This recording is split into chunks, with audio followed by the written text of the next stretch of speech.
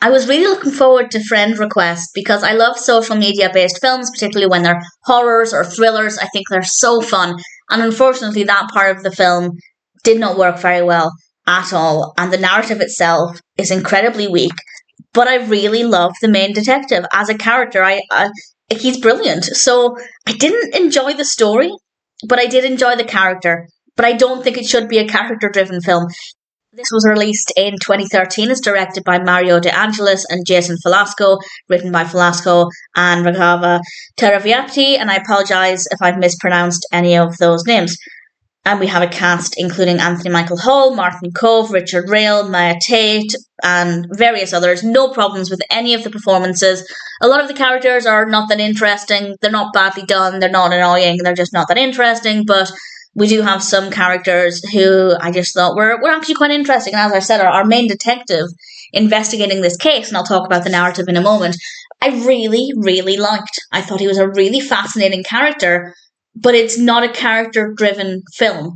It's listed as a thriller, but it feels more like a crime drama. Now, a crime drama can be a thriller, but not every crime drama, in my opinion, is a thriller. I feel like some of them are a bit more gentle. They're more focused on the procedure aspect of the crime investigation rather than the thrilling aspect of the crime that's unfolding, if that makes sense. It did in my head. And this one feels like it's more about the investigation than the actual crimes themselves.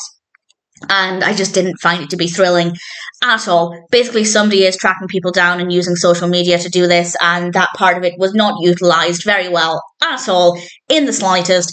It doesn't need to be social media. It could have been absolutely anything, and it wouldn't really have changed the narrative very much. So if you're looking for a social media-based film, this isn't going to be it. The events that unfold are not that thrilling. They're not gripping. I don't think they're very interesting. If you're looking for a good thriller, this is also not going to be that film.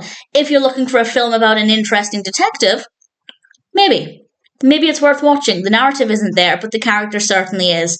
So I didn't really like it. I wouldn't say I enjoyed the film, but I did enjoy the character.